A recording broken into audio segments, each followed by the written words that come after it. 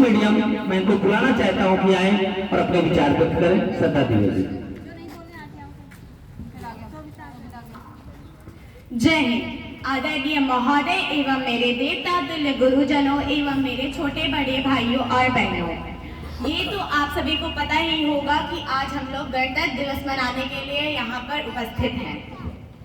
15 अगस्त को जब हमारा देश आजाद हुआ था तो सिर्फ हम आजाद हुए थे, पर 26 जनवरी को हमारे अपनी पहचान, हमारा अधिकार, हमारा सम्मान हमें मिला था। वो धरती माँ जिसने अमर सपूतों को जन्म दिया, ऐसे ऐसे शेरों को जन्म दिया जो अपना एक एक लहू मेरी भारत माँ के लिए बहा के गए हैं। आप महोदय कलेजा तो तब फट गया जब एक नौजवान की लाश उसकी माँ ने देखा और रोते हुए कहा कि किसी का अपना हमेशा के लिए खो गया। रोता रहा पूरा परिवार और पूरा देश स्टेटस लगाकर सो गया। किसी की माँ गुजरी, किसी की गोद, किसी के सर से बाप का साया उजड़ गया और हमने सुना कि सिर्फ एक नौजवान शहीद हो गया।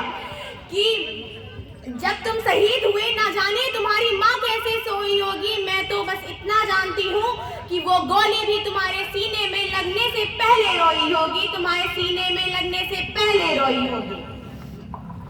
कि जब कोई इंसान मरता है तो उसकी अर्थी पे रोने के लिए आपको पहचान चाहिए कि हाँ इंसान कौन है, पर जब एक नौजवान शहीद होता है तो उसकी अर्थी में रोने के लिए आपको आइडेंटिटी की जरूरत नहीं पड़ती।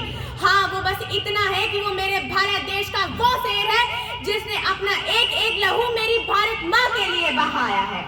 आपने देखा होगा हमारे गांव में छोटे छोटे बच्चे मिट्टी में खेला करते हैं। तो एक कहानी है कि एक विदेशी आया, उसने कहा कि छी तुम लोग मिट्टी में खेलते हो। तो उसने कहा कि मैं इसके नाद उठाता हूँ सो ये एहसान नहीं करती, कि मैं इसके नाद उठाता हूँ सो ये एहसान नहीं करती। ये मिट्टी मेरे हाथों को कभी मैला नहीं करती, ये मिट्टी मेरे हाथों को कभी मैला नहीं करती।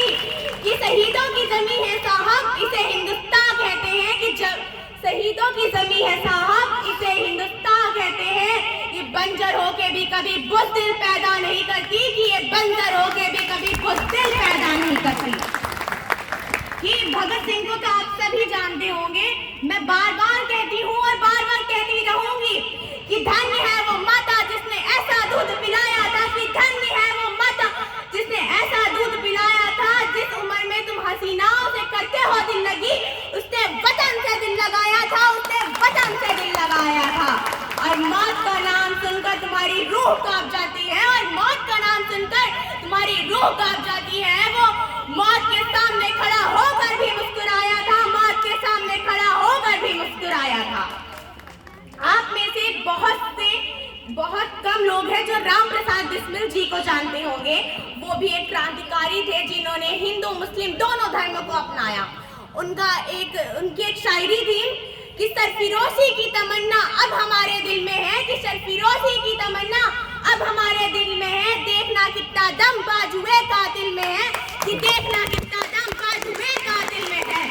कि मैं अपने शब्द को विराम देते हुए अपने देश के उन शहीदों को मैं अपने उन देश के शहीदों को नमन करना चाहूंगी, सलाम करना चाहूंगी। क्योंकि जब आप अपने घर पे बैठे रहते हैं, सोते रहते हैं, कभी आपने सोचा है कि वो बॉर्डर पे अपनी जान हथेली पे लिए हुए हमारी रक्षा करते हैं, हमारे देश को बचाने के लिए कितना कुछ करते हैं।